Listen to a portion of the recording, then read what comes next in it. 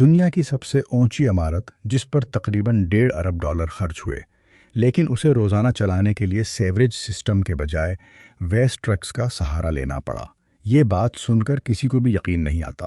اسی وجہ سے بہت سے لوگ کہتے ہیں کہ برج خلیفہ صرف انجینئرنگ کا شاہکار نہیں بلکہ منصوبہ بندی کی سب سے بڑی غلطی بھی تھی۔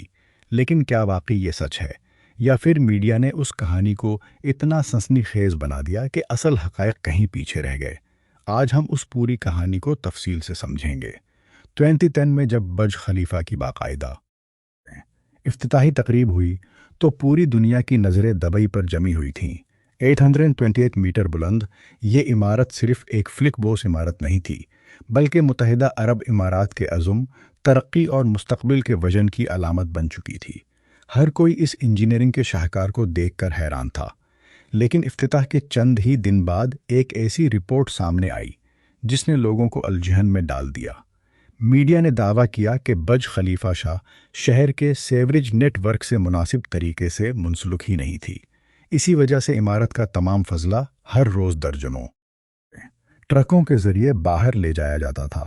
یہ خبر اتنی وائرل ہوئی کہ لوگوں نے دبئی کی منصوبہ بندی پر سوالات اٹھانا شروع کر دیے۔ سوشل میڈیا اور نیوز چینلز نے اسے دنیا کی سب سے اونچی عمارت جس کے پاس مناسب سیوریج سسٹم نہیں قرار دینا شروع کر دیا۔ لیکن اصل کہانی اتنی سادہ نہیں تھی۔ حقیقت یہ ہے کہ برج خلیفہ کو سیوریج نیٹ ورک سے منسلک کیا گیا تھا۔ مسئلہ عمارت کے کنکشن کا نہیں، بلکہ اس وقت دبئی کے مجموعی انفراسٹرکچر کا تھا۔ 2000 کے بعد دبئی میں ترقی کی رفتار اتنی تیز ہو گئی کہ شہر کی آبادی اور تعمیراتی منصوبے توقعات سے کہیں زیادہ تیزی سے بڑھنے لگے۔ نئے ہوٹل، شاپنگ مالز، رہائشی ٹاورز اور کمرشل منصوبے ہر طرف تعمیر ہو رہے تھے، لیکن زیر زمین سیوریج نیٹ ورک کو اسی رفتار سے وسعت دینا ممکن نہیں تھا۔ نتیجتاً کچھ علاقوں میں نظام پر عارضی دباؤ پیدا ہو گیا۔ کچھ عرصے تک فضلہ منتقل کرنے والے ٹرکس کا بھی استعمال کیا گیا۔ یعنی میڈیا نے جس انداز میں یہ تاثر دیا کہ برج خلیفہ کے پاس سیوریج سسٹم ہی نہیں تھا، وہ مکمل طور پر درست نہیں تھا۔ اصل مسئلہ صلاحیت کا تھا، کنکشن کا نہیں۔ لیکن برج خلیفہ کی مشکلات یہیں ختم نہیں ہوئیں۔ جب یہ عمارت مکمل ہوئی، اسی دوران دنیا ایک اور بڑے بحران کا شکار ہو چکی تھی۔ 2008 کے عالمی مالیاتی بحران نے ریل اسٹیٹ مارکیٹ کو ہلا کر رکھ دیا۔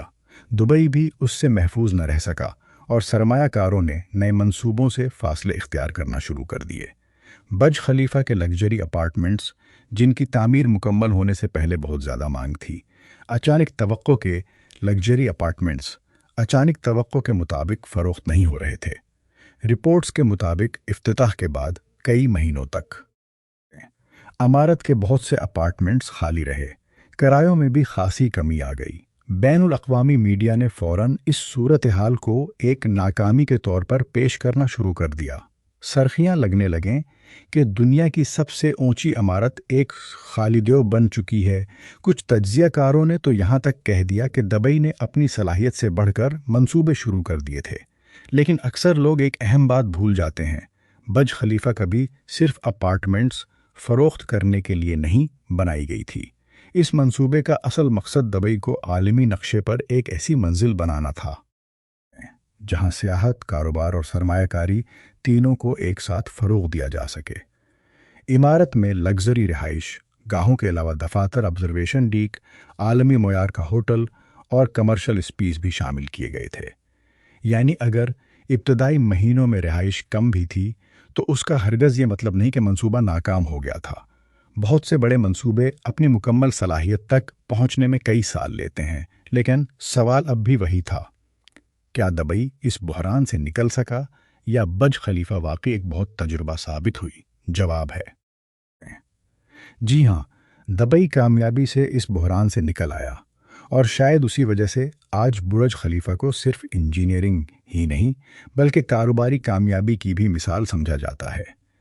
مالیاتی بحران کے بعد دبئی حکومت نے انفراسٹرکچر کاری پر مزید سیاحت اور غیر ملکی سرمایہ کاری پر مزید توجہ دیا، اور شہر کو عالمی کاروباری مرکزوں کو راغب کیا گیا اور شہر کو عالمی کاروباری مرکز کے طور پر فروغ دیا گیا۔ آہستہ آہستہ سرمایہ کاروں کا اعتماد بحال ہونے لگا اور پراپرٹی مارکیٹ بھی سنبھل گئی۔ اس بحالی کا سب سے زیادہ فائدہ برج خلیفہ کو ہوا۔ جو اپارٹمنٹس پہلے خالی نظر آتے تھے ان کی مانگ بڑھنے لگی، دفاتر لیز پر دیے جانے لگے اور آبزرویشن ڈیک دنیا کے مقبول ترین سیاحتی مقامات میں شامل ہو گیا۔ ہر سال لاکھوں سیاح من ساتھ اس کی چوٹی سے دبئی کا اس عمارہ کرنے کے لیے آتے ہیں۔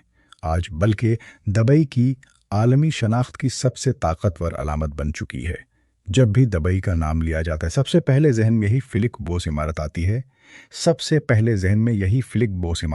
ہے۔